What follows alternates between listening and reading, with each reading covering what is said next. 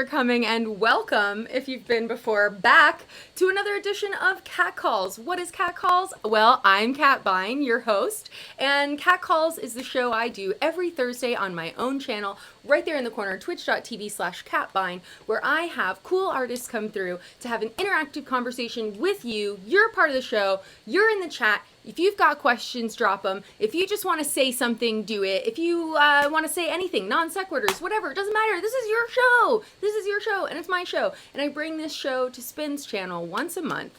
And today, I am so excited to welcome a legend to the Cat Calls space. Everybody, give it up for the one and only Cockney Thug, Rave Dub, Brit Brat.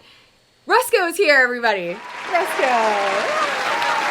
Shout it from the rafters. I know. It's very exciting. This one feels especially meaningful to me. And not just because Rusko is a founder of UK Dubstep, nor because he's one of the brightest and friendliest energies in all of dance music. This one is special for me because back in the day when I started a blog with my friends in 2010, shout out Fresh Wet Paint forever and ever, Rusko was the first DJ that I ever interviewed. And I don't think that he knows that. I don't think that anyone other than my buddies at Fresh Wet Paint know that. So this is very exciting, bringing it full circle. He's back on my own show. That was in the year 2010, and I first heard about Rusko's music in 2009. I think his music was actually the first time I ever heard dubstep, so shout out Jerk for playing those wub dubs in the living room. Those were good days. It's been my great pleasure to watch his career throughout the last 11 years. He's survived the ups and downs of American dubstep. He beat cancer a few years ago, and all the while, he's lived life with a laugh and a smile on his face. I mean, his excitement for life is really infectious, and that's how I know he's going to be such a great guest today. He just dropped a 4-track EP on Wakaan. Wakaan, I'm pretty sure is how you pronounce that label. The EP is called Sauce, and to me, it kind of sounds like a back to his roots sound. It's rainbow wobbly, it's kooky, it's hyphy, it's dubby, it's super fun, it's ravey. We're going to listen to a couple of songs from that EP today. First, we're going to listen to Gwan featuring Boogie T. I mean, you can tell by the song title that it really leans into the dub roots of where dubstep comes from. When we come back from watching this video, we will have Rusko on the line, and you are part of the show. Remember, drop your questions for Rusko. Do it anytime, and we'll make sure to ask him, and I got plenty of questions of my own. So without further ado, Wagwan, and when we come back, Rusko will be on the line. Enjoy.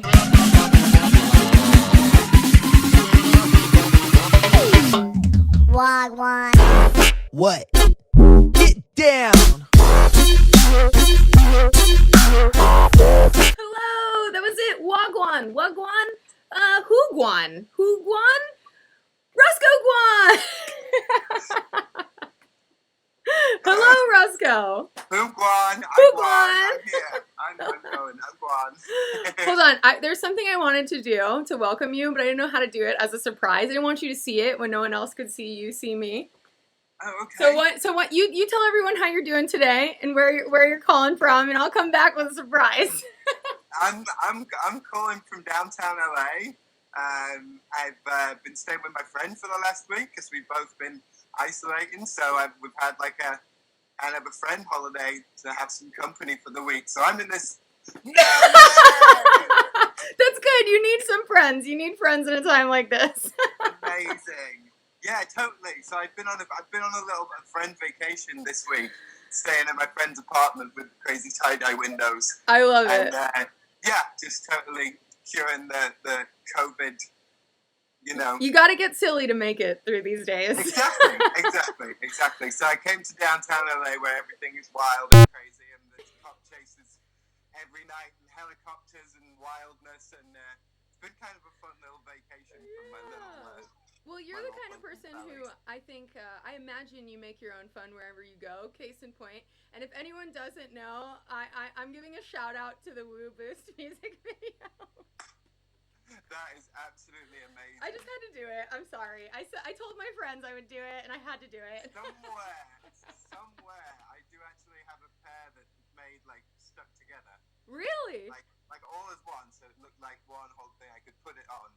It was after the video. The video really? was genuine balancing. That Wow. was actual stacking and balancing. I mean, honestly, that video, I think, like, so I was saying before, and I want to talk about, new stuff too, but I just have to say, I think you were the first artist I actually heard making dubstep. Like, I remember I was in college, and it was like 2009, right. And my friend had just moved in to live with me, and he was a DJ, and we were talking about how much we both loved, like, Daft Punk and Justice and all these things. And he was like, but do you know what dubstep is? And I was like, what's that? I don't know what that is. And then I think he played a Rusko song, and I was just like, what is this?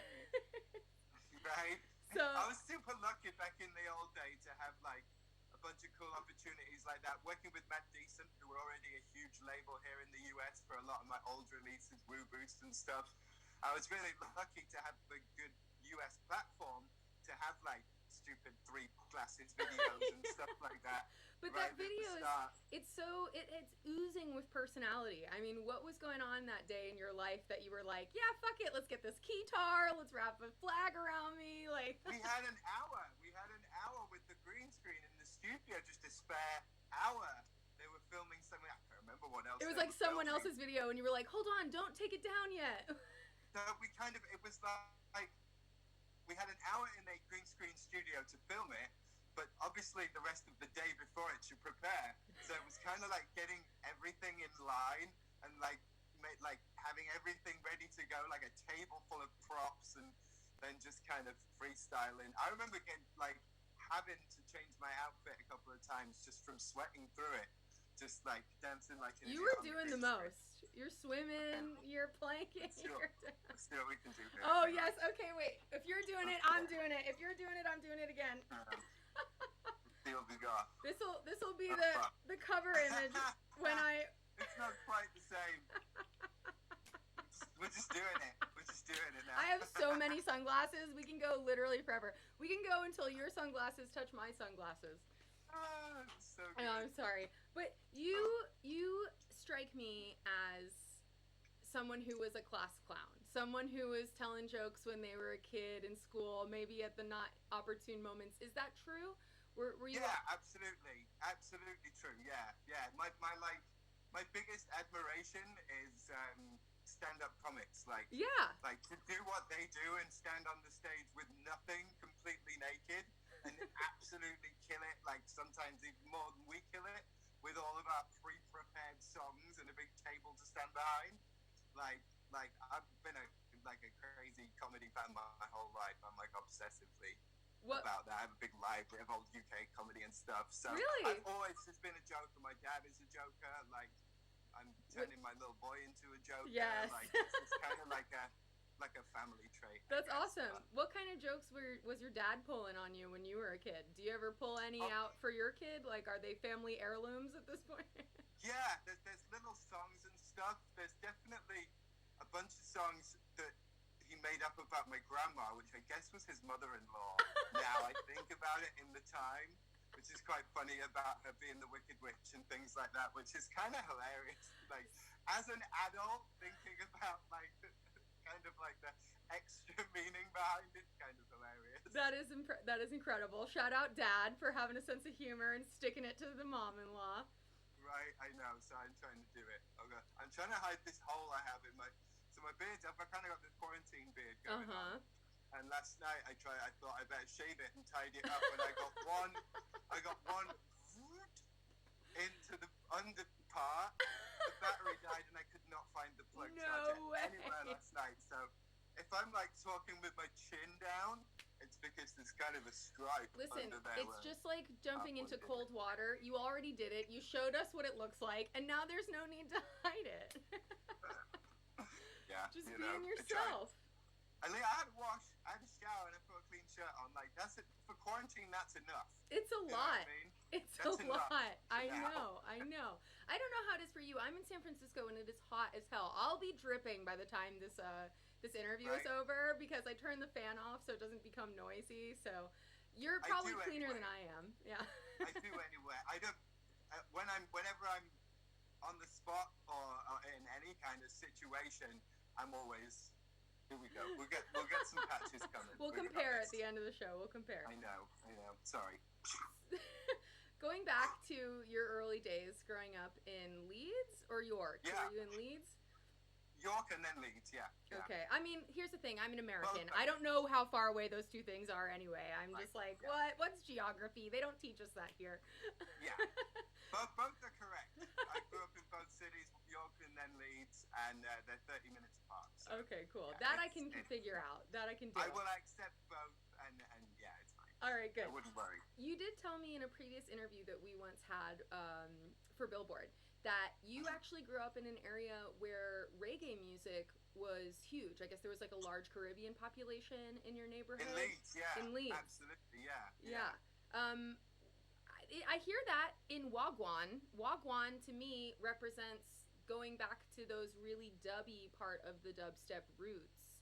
Yeah, totally. Can you talk to me about Wagwan? We just kind of like flew into sunglasses and comedy spiels, but like talk to me about Wagwan. It's fine. No, it's good. It's good. I mean, all across the EP, really. The track with Dirt Monkey and Carrot Cake as well. I really tried to, and even the tracks I've been making since that batch, which was obviously a while ago now. Yeah. I've been totally more leaning on that flavour and going down that route, but. Yeah, Leeds and the north of England, Sheffield, Manchester, those kind of cities, and they have a huge Caribbean population from the 50s and 60s. It was like a huge, giant emigration to the north of England, and as a consequence, there's like tons of sound systems, and they show up and they battle each other, and the reggae dances are usually in like community centre halls that they'll kind of hire out and fill it, and all the speaker boxes are the wooden, you know, the Jamaican style, the wooden handmade speaker boxes, and it will be literally one sound system at one end and one at the other, and it will be kind of a who's got the biggest balls, really. Pretty much it's like a dick swinging contest but with bass. Like, I mean, that's a way better dick swinging contest than oh, yeah, I've built bigger bass speakers than you, and I'm going to show you tonight, basically. And they go like track for track, tune for tune. And I mean, to be in the middle of that, like that my first like rave kind of thing, you know, where I went out and partied and did the whole thing. Yeah. In case my mom watches. Yeah. You know, my home top the night raving was those kind of reggae dances. That was my thing, and it was dub, like proper heavy dub. It wasn't like peace and love.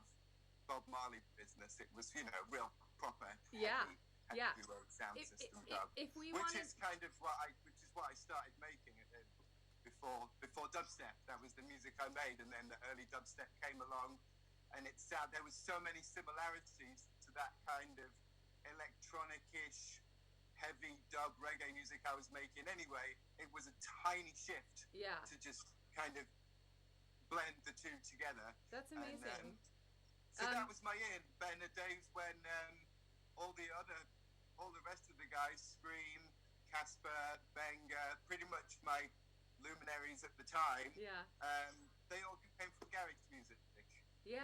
Which I absolutely love. I have a huge place for garage music.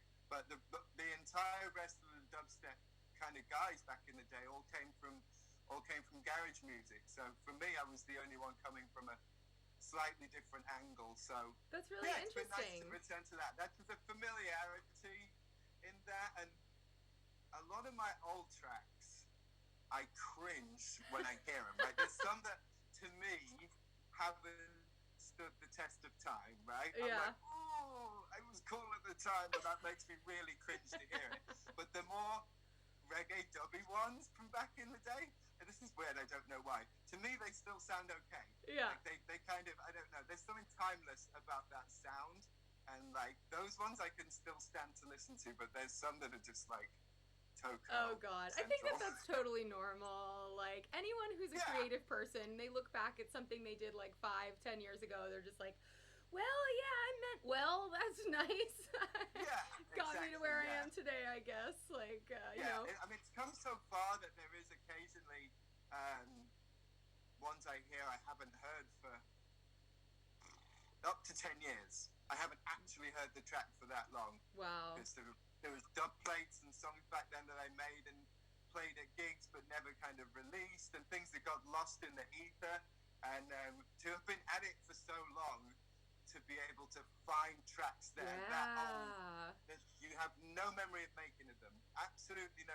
Most of my well-known old tracks, I remember the room I made them in, but Right. Boost is 12, 13 years old. I remember the room I made it in. I remember like what the day was like. I kind of... Tell me those things. What room were you in? What was the day like?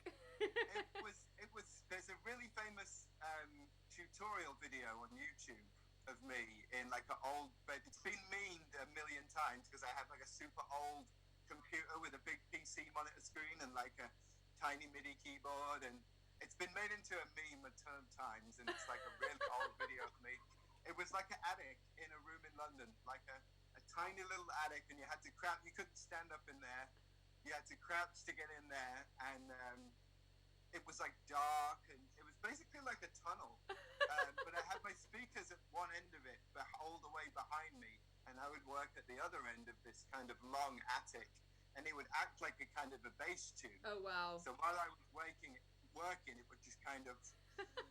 It just made it, and my neighbors hated me. Oh, I'm sure. I mean, that's like a second level of whoa. It is. It really is. But it was difficult. I mean, I had to be aware of it because, you know, when you're making tunes to play elsewhere that doesn't have the whoa. I have to take into account that I have this extra. Yeah. But that was the craziest. That was my favorite place I've ever made tracks because Really? of that. It was maybe at the like tip of the peak, maybe 4 foot high. So it was like almost a crawl space. Yeah, so it sounds like you like a challenge. You like to be a little uncomfortable. Yeah, the best tracks are made with limitations, I feel. I've got all the sounds and all the time in the world, and nothing comes out. But I've got a couple of things to work with in 3 hours, I'll make a banger. This is how it works. Is that how it works with the... That's a thing for creatives in general, isn't it? Limitations. True. Force. Yeah. There's Love some kind a of prompt, there, love a deadline. I mean, right. Love a deadline? I don't... Oh, is that how it was with the Sauce EP? How did these songs come about? No, it was actually, this was, it's been a while since I've had such a large batch to kind of pick 4 out of. Yeah. You know what I mean? This was really the batch that I made right at the start of quarantine. So it was at the beginning of quarantine, because you have a song called Quarantini, so I was guessing like it was a quarantine that was the first collection. One I started. That would have been started. That one took the longest because that's the Dirt Monkey collabo. So that started as an idea in March. Right at the start of quarantine. Wow. Drinking quarantini, and when it was still a novelty. Right, exactly. When it was still like, wow, this is kind of cool. Yeah. I can stay at home and do this all day. and it just kind of sat there, and I had 2 or 3 different vocals put on top of it, reggae vocals, different things, and I couldn't quite get it to work, and it just kind of sat there for a while, and then chatting to Patrick Dirt Monkey like I do on the regular, we kind of catch up about dad stuff and boring grown-up stuff all the time. So like we're chatting to him, and I was just one of those, can I send this to you and just see if there's anything you can do with it? And that started off a thing, and back and forth, and yeah, so that was really nice and organic and fun. That's awesome. But really the whole batch just came from the first couple of months of quarantine, really. I made maybe 8 to 10 tracks of that kind of Rusko style. Yeah. It sounds like you were doing quite a bit of cooking in quarantine as well, because one song is called Carrot Cake. Wait, shit, what's the, isn't there another, I guess Quarantini is the other, like, that's food-ish right. one. Yeah. But you've also got an array of sauces next to you, so I imagine you've been doing a lot of experimenting. I do.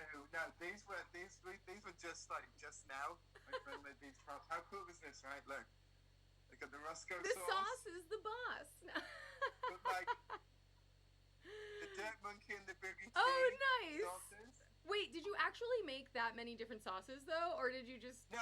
make They're stickers? just like cool, like Oh, okay. It's like Easter eggs. I was gonna put them in the background and have people be like, "Are they Rusko branded sauces?" Like, but you just are fuck with people. fucking around with hot sauce, right? Like, I am, yeah. did you actually start it? Yesterday you were like, I don't know if I can handle this today, but Yeah, yesterday I was, yeah, it's tough because it pretty much involves like boiling chilies in vinegar. And like, if you're like a little bit hungover or anything, you don't want your face anywhere near that pan. Like, jeez Louise, it like takes a couple layers of skin off your face. Oh, I'm sure.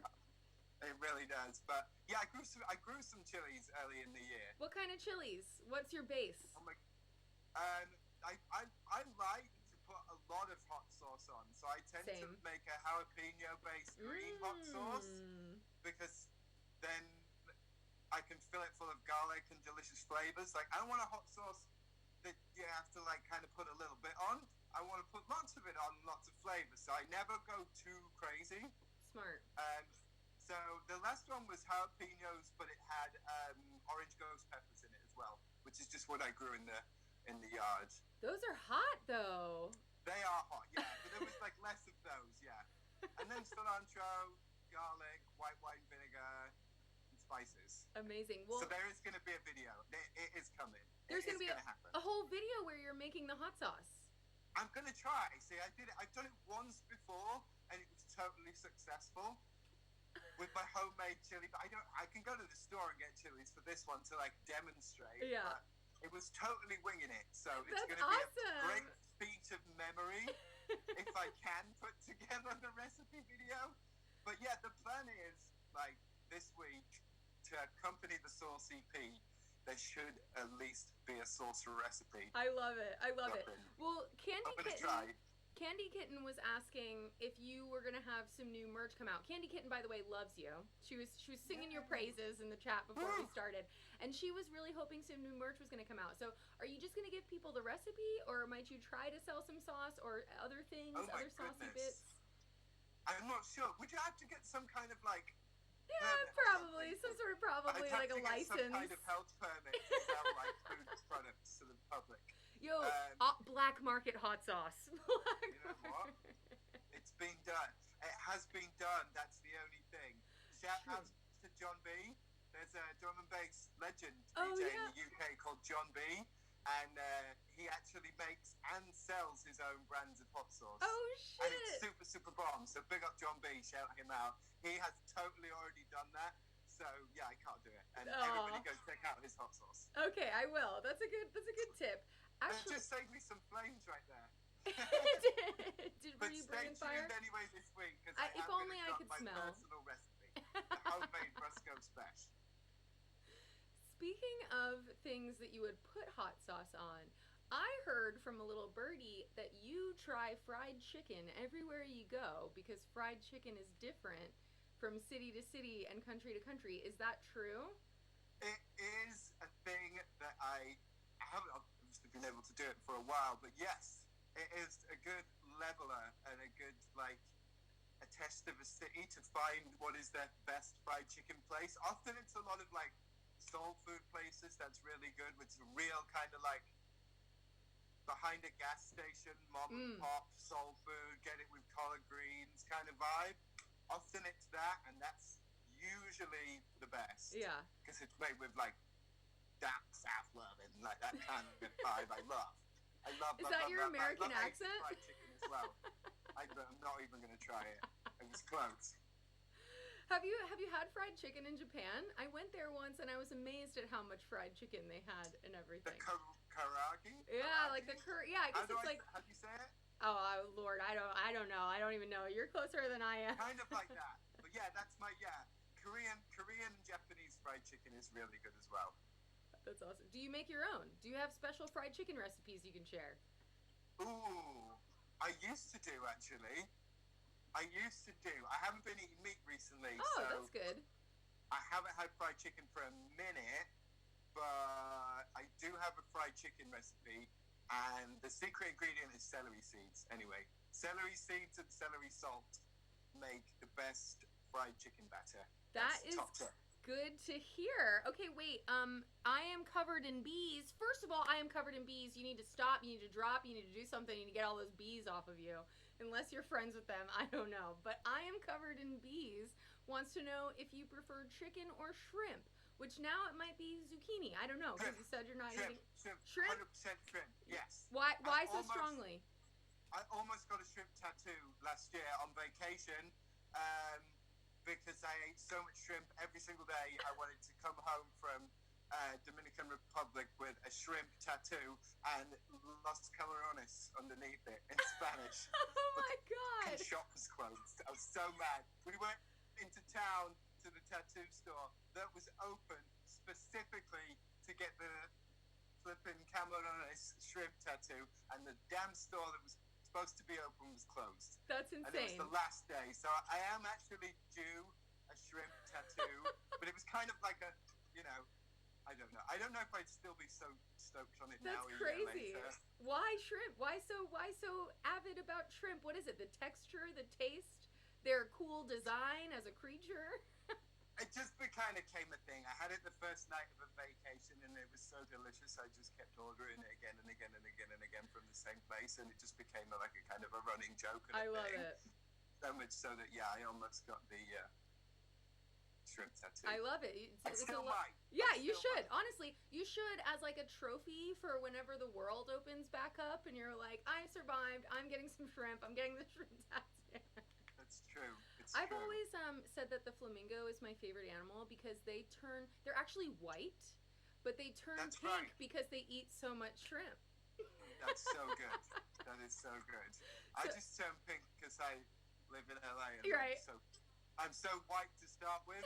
I don't even go brown. So maybe I might feel solidarity for my flamingo brothers right now. I am the same exact way. I am the same exact Eating way. shrimp and turning pink in the sun. Man. I want to hear some more travel stories. You've been all over the world. I mean, you've been doing this, as you said, for almost 15 years now, I think, professionally. And is that just counting your dubstep days, or is that counting all your... I didn't realize you were a sound system reggae DJ for years. Like, Yeah, well, I was just kind of like a very amateur kind of a thing back there. But I did my first proper gigs as Rusko, traveling around the UK in 2006. That was when I started doing like most weekends. By 2017, I was doing like every weekend, 2 or 3 shows and several weekdays. So yeah, definitely 14 years of solid. Obviously, I had a year off. yeah. But, yeah. But yeah, without stopping being Rusko and trying my hardest to get as many places as I can. It's been 14 solid years this year, yeah. That's crazy. So that's kind of crazy. I love it though. Yeah, I know. Is it nice having this moment of downtime? I mean, it's been kind of forced on you, so I don't know if it feels the same as a break, but... Yeah, it's kind of weird. Obviously, it's not that many years since. It's only 2 years ago since I was off for a year and a half with my cancer stuff. Yeah. So, I got quite used to it then. It was less frustrating then because I knew there was nothing I could do. Right. A little less frustrating then than it is now. But no, it's been fun. It's been fun. I thought I would make more music. Actually, I thought I would just become like an absolute studio hermit. But I've been having a couple of weeks off here, a couple of weeks off there. Like this week, I've been staying here with my friend, just hanging out downtown. Making hot sauce. I've been making hot sauce. Been sat on the balcony, like watching the helicopters and the car chases and the literal madness of downtown LA. Like, that's such great entertainment. I sit out there all night and smoke a spliff, and it's like I just watched everything going off. Like, when did you move to LA? I feel like you're like, do you feel like an American at this point, or do you feel like a Brit in America still? Because I feel like you've been here for a little while. In 2009, and I had 2 years back in the UK. So I've been here for 11 years with a 2-year gap in the middle. Yeah. But yeah, as I say, I'm pretty much here. Feels more home than anywhere, certainly. Yeah, absolutely. You get a lot more sun. I guess you stay pink while you're out here. I do stay pink. Yeah, I absolutely do stay pink. And I do like, I don't know. I get more outside. I get outside more. I do more outside things here, which is nice. Yeah. I'm trying to anyway. That's been the effort. Yeah. That's been the effort right now. Is to get out in the air. Stay insane in quarantine. Are That's you why I'm are here. you doing crafts? I know that you're at a very crafty household. Do you find yourself being creative besides cooking and not making music? Well, yeah, the self-created EP artwork. Oh, you made the EP Um, artwork yourself. Yes. Is that new Yes. for you, or is that what you've always done? I've done it. The songs LP, the one that's kind of a collage of Polaroids and then like a stack of cassette tapes on the back. That was all me. Just one night late at night. But no, it was totally like it was just a flash of inspiration. I had a bunch of canvases because I was going to try and make some art for my new house. So I found the biggest, squarest canvas I could find and went to the store and got a bunch of this stuff, basically barbecue sauce, ranch, ketchup, green hot sauce, and kind of did a Jackson Pollock, you know? Just I love it. A little bit of this, a little bit of left and right, a little bit of side to side.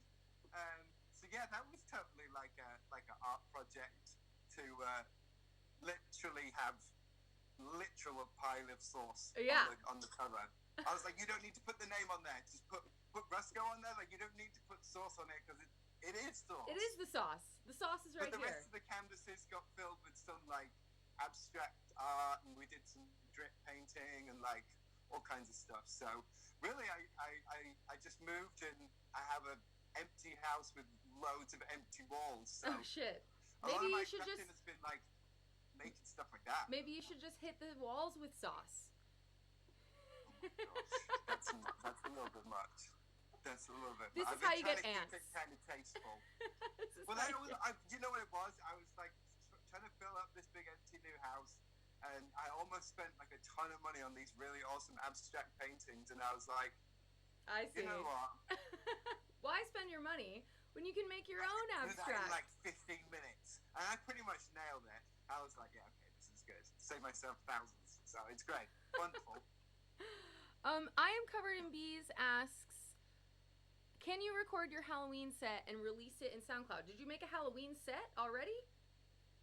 No, I'm playing a Halloween show with Liquid Stranger. Oh, awesome. He's doing a big 3-day Halloween thing up in Philadelphia. Tell us about it. When is that going down?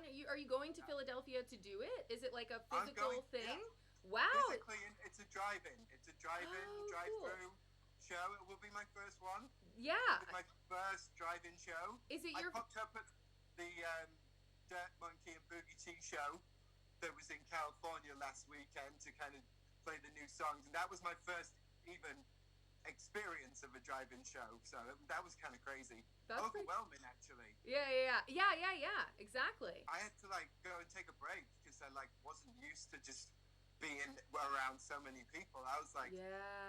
this is like my heart was racing. I had to go and like just take a little smoke break up by myself for a minute, you know? I totally get like, you. Wow. It's so crazy because really totally we've all does. gotten used to like socially distancing, and I went to a park with my friend, or I met up with a friend at a park like a few weeks ago, and I had my mask on, and I hadn't seen that many people in one space in like, I don't know, 8 months, and I was just kind of like, Your heart went crazy. I was like, no. So it's a lot of fun, but yeah, now I kind of know what we're dealing with. It's going to be really, really fun to do one, but it's 3 nights, and the 3rd night is actual Halloween, October 31st. What's your costume? And, that's the one. That's the one that's me. There's different support on the other 2 nights. I see. And Halloween night is just going to be myself and Liquid Stranger. That's awesome. Yeah. I am covered in bees says they would cut off their leg to be there, which seems a little extreme. I don't think that they have to do that. Do you? But I've never recorded a set before. And I'm Sometimes they are recorded and videoed and stuff. Yeah. But I've never like plugged in a recorder and recorded any of my DJ sets. I have to tell you, 2 days. I'm so sad about that fact, particularly because I was so excited when I heard that you got Skream to play a dubstep show back to back with you at EDC a few years ago. And I was like, why can't I be there? Why can't I hear it? I was like, of all the sets. that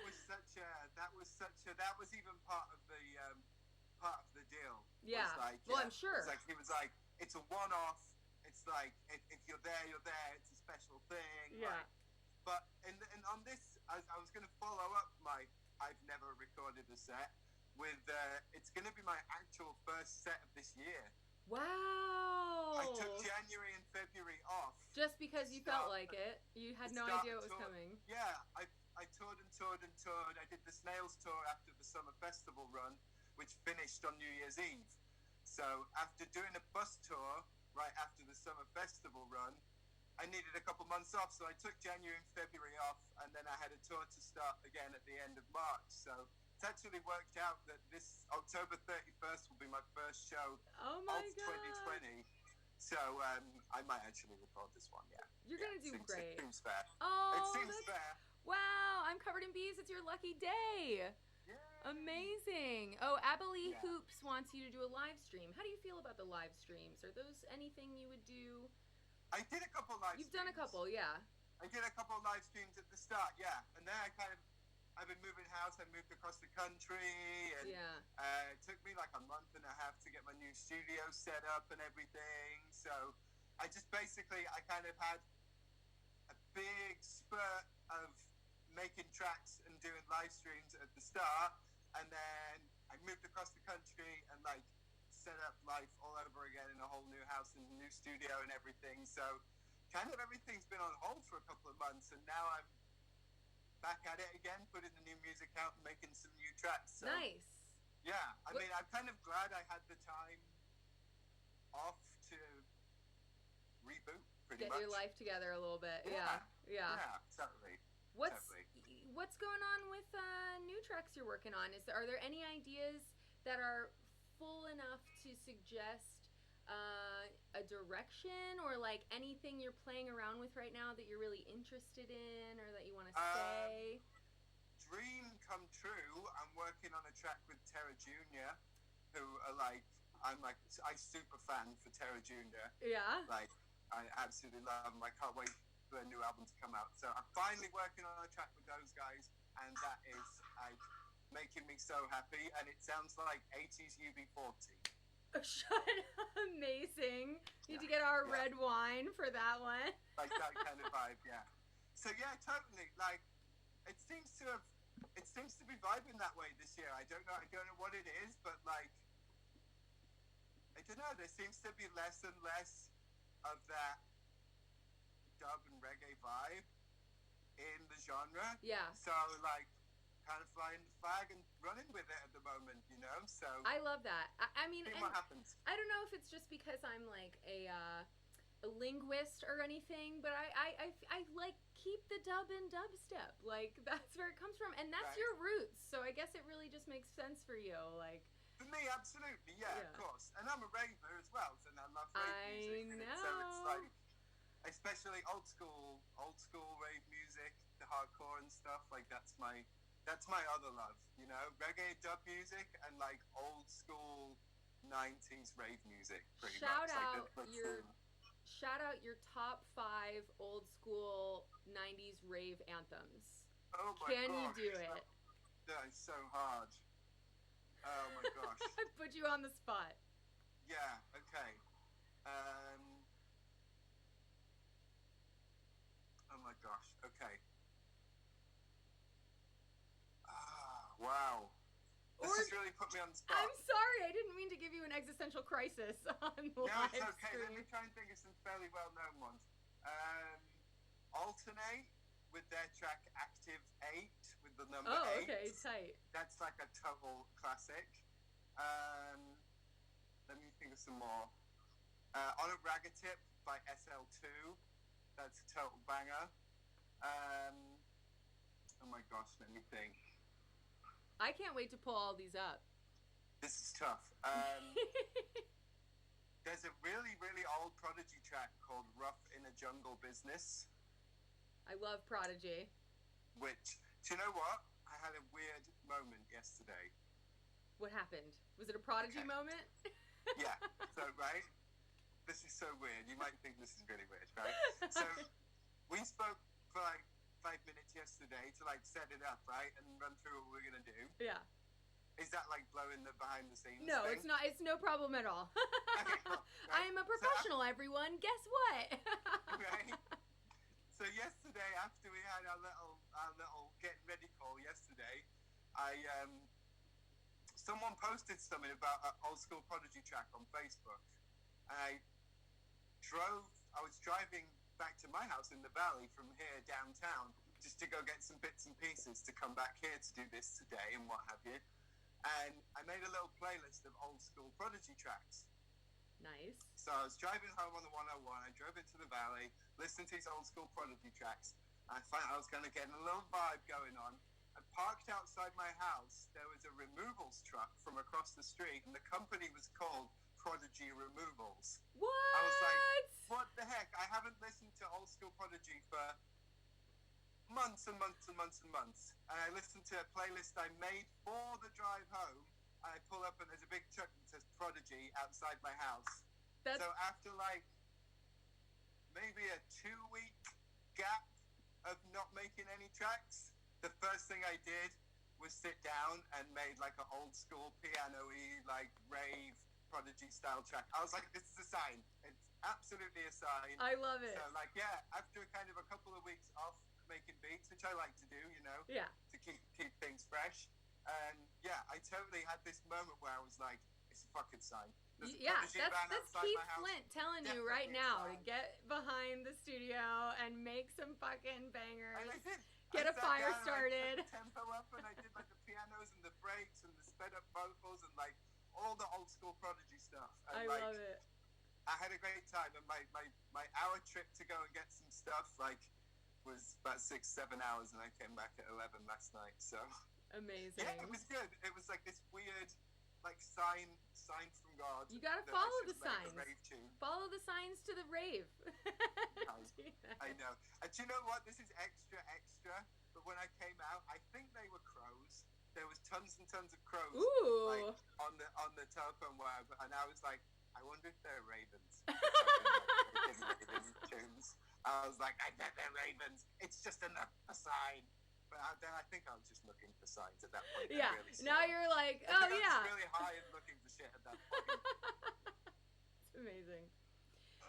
I want to go back. I don't want to let this moment pass me by because we brought up Skream, and I had an opportunity to interview him a few years back, and he's just amazing. I got to see him on Holy Ship a couple years ago, and he's just such a character, and you're such a character, and I'm thinking there have to be some good stories about you and him back in the day. Is there anything you can share that's like PG-13 enough? You know what this face is, exactly. You know what that face is. This face is like, yeah, I've got a real lot of stories, but we've both got kids now and stuff. My God. Okay, hang on. Right. There's some well-known stories. I mean, I was there with the champagne bucket defecation. I was there for that behind the decks. So that's real. That's real. It's not like that was real. A legend. Yeah, that's stuff of legend. Oh my goodness. I mean, he's just the party legend he is.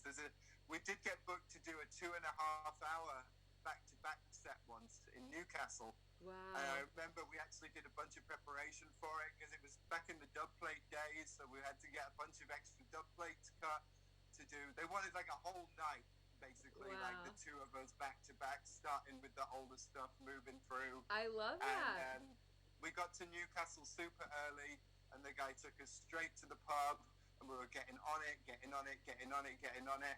And we got 2 tracks in to the 2.5-hour set, and Skream just was leant against the back wall and he just slid. Oh no! Slid, and his eyes closed. And his eyes just closed as he slid, and just literally lay. Like, eyes closed, passed out in the DJ box, and I did the other 2 hours and 15 minutes stepping over him, like, Ollie, pouring water, laugh in its face. Oh Completely out, God, like, that has to be like out the couch. kind of scary at the same time too, though. I mean, it was fun because I got to use all his records, so I got to pick through his record bag, and I was like, "Oh, this is cool." So I kind of like did. So it was actually like was kind of fun, and I made it like, how can I do a DJ set out of someone else's record bag and use all his exclusive dubs that I didn't have and wanted, you know? Incredible. So it was kind of fun. That is incredible. That's a PG one, yeah. That's a like, good story. Stepping over a body, and he didn't come around until like lights up, you know? It was the full on like. What did he say when he was he just like, what happened to the gig? Not much. Just like he was really grumpy, and we went back to the apartment, and the next morning he woke me up with a beer and a line, and it was like, fuck me. There we go. That's it's getting a bit more. I appreciate you R-rated, sharing so a I'll stop story. now. I appreciate you sharing a story. Because I can only imagine that, like, you guys going back to back has to just be crazy. Because he is jumping all over the place, dancing, throwing shit around when he plays. And you are, like, a living cartoon character, which I appreciate so much. You actually, do you always DJ with your shoes off? Yes, always. It started back in the day when I first started doing the thing, DJing around when I was like 20, 21. Obviously, what do you want to spend your DJ money on when you're 20, 21? Cool new shoes, obviously. Definitely. You want to have like the freshest Nikes and look like a cool ass DJ. Right? And it actually started because I'm such a sweaty monster, as anyone that will have watched me DJ will testify to. I'm like dripping with sweat, that I would play 2-3 shows in my fabulous new Nike trainers or whatever that I got, and they would be so soaked and so stinky and so ruined that I actually started taking them off because I was like, I don't want to ruin my shoes. No, I don't give a shit. I wear the same like crappy, dirty Converse for like 6 months. Like, it's not a thing when you're a little older, right? Yeah, and you're dad now. You're like, fuck my shoes. Like. Yeah, I don't care about that anymore. But back then, that's how it actually started. And then it was like, then it takes off. And then it's like the sportsman, you know, the guy that wears the same pair of boxer shorts for every game, otherwise his team will lose. Or he touches the fence post on the way out the drive, or you know, now it's just that. It absolutely is. It feels weird if I have them on, but also there's a kind of as soon as they come off, there's a switch. Yeah. I also never drink vodka in real life. I never drink vodka or Red Bull in real life. When is real life? Is that outside of clubs? Not playing a show. Okay, when I'm not okay. on the stage or backstage about to play. You just have vodka Red Bulls. You take your shoes off, get a vodka Red Bull, and it's go time. Real life, no Red Bull. Real life, no vodka, and real life, like shoes on, right? So it's something about turning a switch in the brain. So when I get on the stage, the taste of vodka Red Bull and the feeling of having my shoes off, literally, it's like I can be ill, moody, heartbroken, whatever. I can be in the worst place, but like the combination of the flavor and feeling of the shoes coming off, something just goes. Because it's been that way for so long. You drink the same drink on stage and have your shoes off for 10 plus years, something's going to go automatically. Amazing. And it just like kicks in. I get this adrenaline and it's just like, alright. Not even the booze, not even the vodka. Yeah, like, it's just like, the taste. Just the taste. It's just like, whoop, okay, we're off. Does that mean that your socks are important? Do you need like non-slip socks or something like that to make it through on those dirty club booths? The only thing that can be a pain is like, oh, you'll see right now. Okay. So when I wear shoes like this. Oh yeah, Vans. I usually wear the little, these ones. Look, you see oh yeah, I know the struggle already. This. Okay, so these socks are really shit on stage because they just do that, and then I'm like playing and I like them feel as if flapping up and down. There you go. Thank you for showing me your feet. I love it. They're gross. Hey, you showered. It's all good. I want to share this because it's very sweet. Abilene Hoops says, yesterday was my 10-year anniversary of my first date with my boyfriend where we saw Rusko play live. Thank you for all the amazing memories you helped us make. Oh, woo! love stories. I absolutely adore that. Do you get a lot of love stories? Have you brought I people? do sometimes get love stories. So Yeah, it's sweet. fab. I've had a couple of proposals. Yeah, that's awesome. Wait, if you're doing a proposal like during your show, Yeah. does that mean is there like a certain song you play? Do you have like a wedding march? Like I think both times there was a requested track. Both times it was the guy who hit me up privately, you know, like, I want to do this, I want you to stop at this certain point. You know, we've arranged it beforehand. Yeah. I would stop at a certain point, shout him out, his girl would be stood next to him going, what the fuck have you just done? You know, pull them up on stage, and then he would have probably, both times they requested a track, you know, to play afterwards. Thankfully, both times she said yes. Oh, good, yeah, I mean. One was at a festival, too. One was at a festival, and it was, you know, 30,000 wow. people watching, so. That's crazy. I know. And that's the magic. No, that's really cool. I love that. Yeah. Did you have a favorite festival last year? Someone was asking in the chat. A favorite final festival before the world collapsed in on itself and we don't even know when a festival will happen again? Wakaan was a lot of fun. I think Wakaan I had a lot, just like a blast at. Yeah. I had a wild night that night. That's the fam now, huh? That is the fam now. Yeah. Yeah, it's fun. Like, it was like the Halloween show just came up as an opportunity last week. That's awesome. Wow. Wow. Just like last week as we were putting together the stuff for the release, it just kind of came up as a thing, and now I was like, yeah, I'm on the crew now. Let's do this. That's awesome. So, yeah, it was absolutely like a, excuse me. And that's the whole vibe of it. That's the whole vibe. It was like, we'll do a record, we'll do a couple of shows. If the vibe is cool, we'll do some more. We'll see what happens. I love it. The vibe's cool. So, like, yeah, it's the usual kind of no contracts, spit on a handshake, friends, and if it works for you, it works for me, and it's working for everyone right now. So it's really cool, exciting to do some shows, hopefully work on some tracks with some Wakaan artists, and just like, it's been really fun so far. So the door is open to do some more if I want to, and at the moment, it's all good. Feeling it, yeah. Yeah, that's the best way to work, you know? I'm thinking, like, again, you've been doing this for, I'm going to just say it, you're a legend at this point. You are a legend, and I know it's probably uncomfortable for you, but I'm saying it. And so, you know, you've been through so much, rather just, you know, on a personal and a professional level, and you're here rocking with us, and you're finding ways to keep it fun for yourself, even though you've been here for a while, and you're, obviously, I know that not signing particular contracts is big for you, but, like, are there other things that you've learned now along the way, things that you think are key to longevity and not being bored through those moments?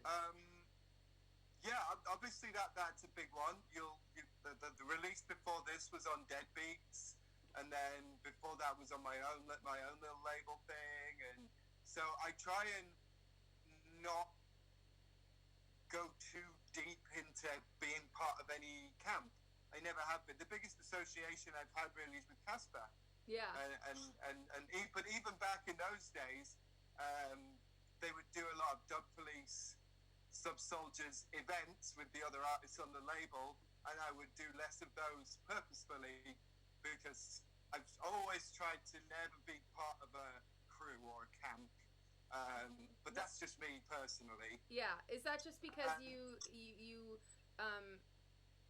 appreciate that having a uniqueness? Is it something about like just trying to keep your sights on your own page sort of thing? Or I think so, yeah. I think it's exactly that, kind of trying to like keep that in line.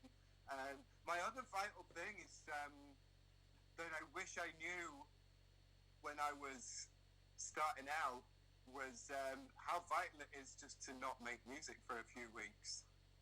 It's absolutely great. It was a compulsion back then. I have to do it every day. I must do it. But the absolute best tracks come when I've had a couple of weeks just to listen, just to think, to listen, to hear things and experience things. Yeah. And when I really, really want to, don't. Because you're not going back in the studio until next Wednesday or whatever it is. Because when I do go back in, it's like I can't get the ideas out of me fast enough. And it's just like I'm putting ideas down to finish later, finish at a time when I haven't got ideas, because I just and I like that. I like being in that kind of manic state for a while, but it's kind of like a farmer, you know. If you can't keep growing crops on the same bit of land every year, you got to kind of have a year where you let the land rest a little bit. So that's a big thing.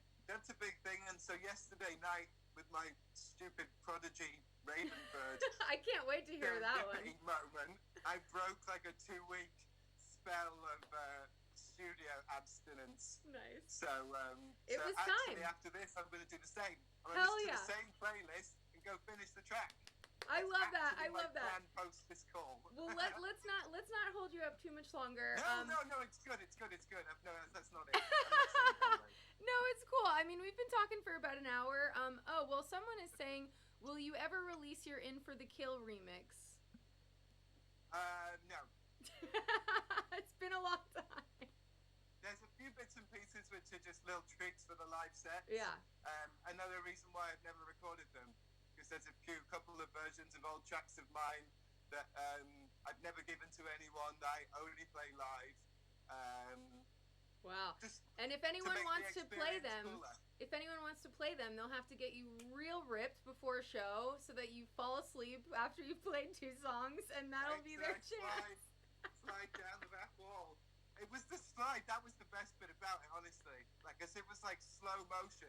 Like the eyes. Oh my god. Frozen at the same time. Amazing. Amazing. Okay, so we have been talking for about an hour, which is amazing, and I appreciate you so much and your time. But while we're talking about you making rave bangers, Yes. which, by the way, I wore this outfit for you particularly because it feels like my very ravey Candy Kid outfit, and like I know that you are a raver Candy Kid. It's super kind of vaporwave vibes. It is. I dig. I love all that. I really do dig all that stuff. Me too.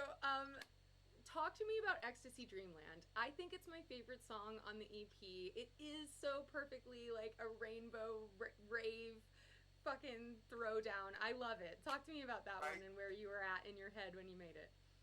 I actually, that week, made 2 tracks exactly like that. And it was really, really hard. They were too similar to put both on the EP. Yeah. Because they were kind of like made the same week and the same headspace. But it was a really, really hard choice.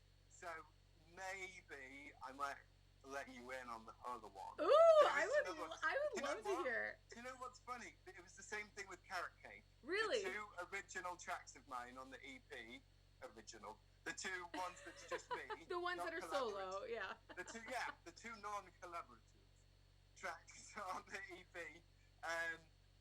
were made like that. There was 2 tracks that I made like the same week, Carrot Cake and another kind of really wobbly old school one. Yeah. And then Ecstasy Dreamland and another really famous one, which is called Jaw Side, I think. Something about a jaw. Yeah. Another obvious. You're just another like, Ecstasy reference. Yeah. Always hard to eat the day after a party. So putting together the playlist, it was those 2 is too similar. So, which one? It was a really hard choice. Man. So there's a sister track to both of those. That's exciting. Ecstasy Dreamland does have a sister. Maybe we'll get some B-sides one day. You know what? Yeah. Both of those do have a B-side because it was hard to choose between which ones. So That's cool. That's actually a good idea. Maybe that'll be like a little free release or something like yeah, that. you What's just the like space? Carrot Cake with the icing and. Yeah, because I can't do anything with them now. You know, like they're not that similar, but they're kind of the same vibe. Yeah. Cool. So, well, I would love to hear sometime if you feel like sharing. That's maybe a good idea. Could also become some live pieces for you. Yeah, some of these definitely. unreleased live bits. I played both of them in my 2 live Twitch streams that I did. There we go. We can go back. I think one of your Twitch streams is on YouTube. Okay. Maybe. I think I saw one of them. I also saw a video of you, this reminds me, in 2009 at WMC playing in an Apple store.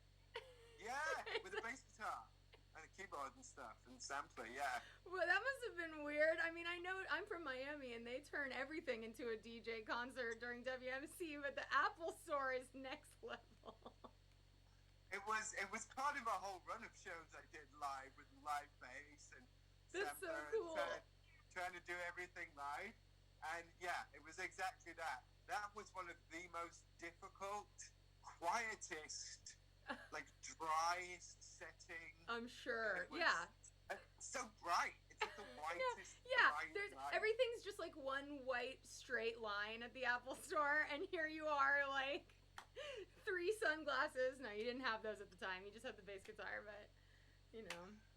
I think it was the same T-shirt as the Woo-Boost video. Oh yeah. Well, I guess it was of the time. I think it might be. It was exactly the same time. Yeah. Do you It still was have that exactly the same T-shirt? time. Somewhere, yes. There's a few things like that, like the T-shirt if it was in a Woo-Boost Yeah. video, for example, that's in the box. There's a box just like used to call the box, and I used to put Yeah. stuff in it and never open it, and it's at my mom's, and I haven't opened it since. I used to put stuff in and not look what was in it, if you know what I mean. Yeah, Just like yeah. throwing the flyer in, and so there's things in the bottom of that box I haven't seen since it happened. Oh my God, that'll be so much fun. You gotta look through that with your son someday. With my son, yeah, of course, yeah. So I'm purposefully keeping that for myself. And my mom still saves bits and pieces, anything she can, physical things she can That's get so hold of. She cute. adds to the box. I love So, it. That's so One day special. it's going to be really, really cool because Yeah. I know that there's tons in there I forgot I played, I forgot I did, and Totally.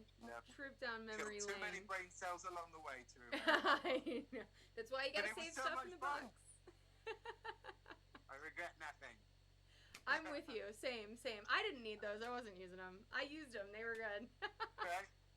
All right. Well, that is as good of an intro as any for Ecstasy Dreamland, I think. I want to say thank you so much for your time today. I really appreciate you coming through the No show worries. and chatting with me. You're such a wonderful presence. You really, really are. And I think that Oh, no, it's great. the fun you have in life comes through in your music, and I think they really come through on this EP. So thank you. No, it's good. We chatted a couple of times before this already. Yeah. It's nice to have familiarity, and I was like, oh, it's that cat. Oh, we're fine. It's good. It's fine. I stopped stressing when I knew it was you. So big up. That's good to hear. Thank you so Yeah, that's much. true. I'm glad. That's actually true. Oh, thank Right. you. That's Bye. right. That's everyone to chat to. Bye. He's saying bye. Oh, wait. Can you get a sauce Oh. vinyl? Will there be a sauce vinyl? A sauce final? A record. Oh, a vinyl. Ooh. It would have to be a picture disc if it was. Yeah. And you know what? Totally. It's already been having like a greater reception than the last couple of EPs, just in total hype. I Yeah. think because everyone's at home bored and waiting for stuff. So it's just like, so this is the one. Yeah, if I did, it would have to be. Totally, like a absolutely. disc, like a Jackson Pollock Yeah, painting. yeah. Absolutely. With like So, the yeah. translucent, except for all of the sauce. Except with all the Oh man. Ooh. Ideas. And the B-sides record with the Yes, sister yes, tunes yes. with the carrot cake and everything. Do it. I'm gonna owe you 20% in a minute. Let me get off this call. I won't say no. All right. Well, I hope that some of those ideas do come to fruition because I think they're good. No, it's I'm all down. Good. It's all good. All right. Enjoy Well, thank your you, Mom. day. Jen, enjoy your day.